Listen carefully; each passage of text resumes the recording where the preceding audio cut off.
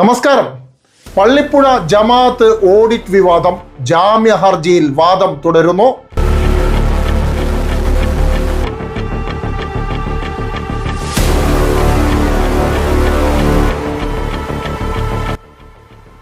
പള്ളിപ്പുഴ മൊഹീദ്ദീൻ ജമാഅത്ത് കമ്മിറ്റിയുടെ 2023 വർഷത്തെ വാർഷിക കണക്കുകൾ വ്യാജമായി അവതരിപ്പിച്ച് പണം അപഹരിച്ചു എന്നും ഗൂഢാലോചന നടത്തി മുൻ ഭാരവാഹിയെ അപകീർത്തിപ്പെടുത്താൻ ശ്രമിച്ചു എന്ന പരാതിയിൽ ബേക്കലം പോലീസ് എടുത്ത ജാമ്യമില്ലാ കേസിൽ പ്രതികൾ കോടതിയിൽ നൽകിയ ജാമ്യ ഹർജിയിൽ വാദം തുടരുകയാണ്. പള്ളിപ്പുഴ മുൻ ജമാഅത്ത് പ്രസിഡന്റ് PM അബ്ദുൽ ബഷീറിന്റെ പരാതിയുടെ അടിസ്ഥാനത്തിലാണ് കേസ് രജിസ്റ്റർ ചെയ്യപ്പെട്ടിട്ടുള്ളത്. കേസിൽ കാസർഗോട്ടെ ചാർട്ടേഡ് അക്കൗണ്ടന്റ് CA അഷ്റഫും പള്ളി ഭാരവാഹിയായ PM ബദ്രുദ്ദീൻ എന്നിവരെ യഥാക്രമം 1ഉം 2ഉം പ്രതികളാക്കി. കൂടാതെ അബ്ദുൽ സമീർ, ഹനീഫ കുഞ്ഞബ്ദുള്ള, ഹമീദ് അഹമ്മദ് ഹാജി, ഷാഫി മീത്തേൽ അബൂബക്കർ, ഹംസ മുട്ടുംതല, മൂസ പുതിയപുര, സാലി ഹംസ, കബീർ മീത്തേൽ, നൊഹ്മാൻ അബ്ദുള്ള, ഇർഷാദ് അബ്ബാസ് എന്നിവരെ കൂടി IPC 420-43 എന്നീ വകുപ്പുകൾ പ്രകാരം കൂട്ടുപ്രതികളാക്കി ജാമ്യമില്ലാ വകുപ്പുകൾ ചുമത്തി ബേക്കലം പോലീസ് കേസ് രജിസ്റ്റർ ചെയ്തിരുന്നു. പ്രതികൾ നൽകിയ ജാമ്യ ഹർജിയിൽ വാദം തുടരുന്നതിനിടെ പുതിയ ഓഡിറ്റ് റിപ്പോർട്ട് സമർപ്പിക്കുന്നതിനോട് പ്രതികൾ തടസ്സവാദം ഉയർത്തുന്നതും പഴയ ഓഡിറ്റർ അഷ്റഫ് NOC നൽകാത്തതും എന്തേ എന്ന ചോദ്യം കോടതി ചോദിച്ചതായി മനസ്സിലാക്കാൻ സാധിക്കുന്നു.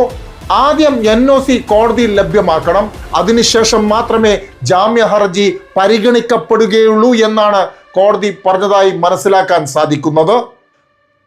പഴയ ഓഡിറ്ററെ ഉപയോഗിച്ച് പള്ളിയുമായി ബന്ധപ്പെട്ട ചില ആളുകൾ ഈ മുൻ ഭാരവാഹിയെ അപകീർത്തിപ്പെടുത്താൻ വ്യാജമായ കണക്കുകൾ നിർബന്ധിപ്പിച്ച് തയ്യാറാക്കിയതാണെന്ന് സൂചിപ്പിക്കുന്ന ചില ഓഡിയോ ക്ലിപ്പുകൾ നേരത്തെ പുറത്തു വന്നിരുന്നു.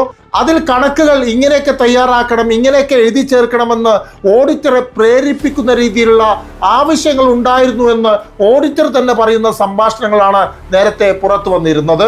അതും കൂടി കേട്ടതിന് ശേഷം തിരിച്ചു വരാം. കുറേ എണ്ണം ഞാൻ പറഞ്ഞുതരാം. ഇത് പൂഴിന്റെ പറഞ്ഞില്ലേ, പൂഴിന്റെ കഴിഞ്ഞ ഉണ്ടാക്കാൻ നോക്കി 11,000-ൻ്റെത്. എന്നിട്ട് അത് ഫസ്റ്റ് ടൈം പിന്നെ ബഷീർ പറഞ്ഞല്ലോ, ഫസ്റ്റ് ടൈം കൊണ്ടുവന്നിട്ട് എക്സ്പ്ലനേഷൻ തന്നപ്പോ ഞങ്ങക്ക് സാറ്റിസ്ഫാക്ടറി ആയി, തൃപ്തിയായി. ഞാൻ പറഞ്ഞ് അത് ഉൾപ്പെടുത്തണ്ട, 11,500 കിട്ടിയതല്ലേ കൊണ്ടുവന്നല്ലേ എന്ന് പറയുമ്പോ ഞാൻ പോയി. അപ്പൊ അങ്ങനത്തെ കുറെ എണ്ണം ഇവര് പറഞ്ഞ് ഇതാക്കിയതാണ്. ഇത് റിപ്പോർട്ടിൽ മൊത്തം നിങ്ങ പറഞ്ഞാൽ മതി, ഓഡിറ്ററെ ഫൈനൽ റിപ്പോർട്ട്, മൊത്തത്തിലുള്ള റിപ്പോർട്ട് കണ്ടെത്തലുകള് അയച്ചു തരണം. അന്ന് കൂടാണ്ട് ഞങ്ങളെ ക്ലാരിഫിക്കേഷൻ, ഞങ്ങളായിട്ടുള്ള മുൻ കമ്മിറ്റി ആകുമ്പോൾ നമുക്കും പിന്നെ ഞങ്ങളെ ഇത് ക്ലാരിഫിക്കേഷൻ, എക്സ്പ്ലനേഷൻ കൊടുക്കാനുള്ള അവസരം തരണം. അത് തരാണ്ടാണ് ഇത് ഇങ്ങനെ ഇത് അവതരിപ്പിച്ചതെന്ന് പറയണം. കൂടാണ്ട് ഓഡിറ്റർ സീലില്ല, സൈനില്ല, അതാണ് അതങ്ങനെ പറഞ്ഞു കൊടുക്കണം. ഒന്നാമത്തെ ഫൈനൽ റിപ്പോർട്ട് വേണം, പിന്നെ രണ്ടാമത്തെ സീല് സൈൻ ഇല്ലാത്തതുകൊണ്ട് ഞങ്ങൾക്ക് അത് സ്വീകരിക്കാൻ കഴിയില്ല. പിന്നെ അത് പബ്ലിക്കിൽ നമുക്ക് ഞങ്ങളെ ഇത് വെച്ചിട്ടുള്ള ഒരു ലക്ഷ്യം വെച്ചിട്ടുള്ളതാണ്. അപ്പോൾ കമ്മിറ്റി നമ്മ ഉത്തരവാദിത്തത്തോടെ നിറവേറ്റിയിടാൻ വീഴ്ച ഉണ്ടെങ്കിൽ ഞങ്ങൾ അതിലുള്ള പിന്നെ എന്ത് വേണമെങ്കിലും ചെയ്യാൻ തയ്യാറാണെന്ന് പറഞ്ഞിട്ട് അങ്ങനെ ഒരു കത്ത് കൊടുക്കണം. കേട്ടോ. എന്നിട്ടാകുമ്പോ ഞങ്ങളെ റിപ്പോർട്ട് ഇവര് ഇനി വരെയല്ല, ഞാൻ ഇൻഷാല്ലാ ഞങ്ങൾക്ക് ഡയറക്റ്റ് എങ്ങനെ പള്ളി ജമാഅത്ത് കമ്മിറ്റിനെ ഏൽപ്പിക്കുമ്പോൾ അതിനൊക്കെ ചെയ്യാം കേട്ടോ. അപ്പൊ അങ്ങനെ ആകുമ്പോ പിന്നെ നാട്ടിലും പ്രശ്നം ഉണ്ടാവില്ല. ഇത് പിന്നെ ബാങ്കിന്റെ 24 ലക്ഷം എന്ന് പറഞ്ഞാൽ ഞങ്ങൾ കൊടുത്തിട്ടേ ഇല്ല. ഞങ്ങൾ 100 ചൊറ ഉണ്ടാക്കിയിട്ട് അതിനെ പോന ഉദ്ദേശം ഭയങ്കര തന്നെയാണ് വരുന്നത്. മനസ്സിലായില്ലേ? മറ്റേ ചെക്കൻ എങ്ങനെയാ ഒരു നീളം താടി വെച്ചിട്ട് വരുത്തുന്നില്ല, ഒരു പച്ചയെന്ന് പറഞ്ഞിട്ടില്ലെങ്ങോ, അതും അച്ചക്ക അങ്ങനെ ചൊറയുണ്ടായില്ല. അത് ഒരു ചൊറയുണ്ടാ? ഇല്ല, ചൊറയൊന്നുമില്ല, അയാൾ അങ്ങനെ ചൊറയില്ല.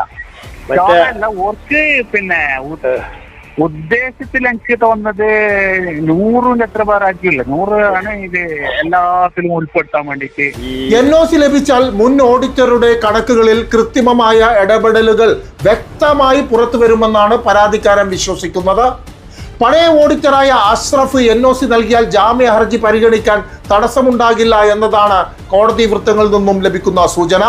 പള്ളി എന്ന് പറയുന്നത് ഒരു മതസ്ഥാപനം മാത്രമല്ല, അതിൻ്റെ പരിപാലനം മാനസികമായ ആത്മസംതൃപ്തി ലഭിക്കുന്ന ഒരു വിശ്വാസം കൂടിയാണ്. പള്ളി പരിപാലിച്ചു എന്ന പേരിൽ ഒരു വ്യക്തിയെ മനഃപൂർവ്വം കളങ്കപ്പെടുത്താൻ ശ്രമിച്ചിട്ടുണ്ടെങ്കിൽ അതിന് പിറകിൽ നിൽക്കുന്നവർക്ക് നിയമപരമായ തിരിച്ചടിയും സാമൂഹികമായ തള്ളിപ്പറയലും സംഭവിച്ചേ മതിയാകൂ.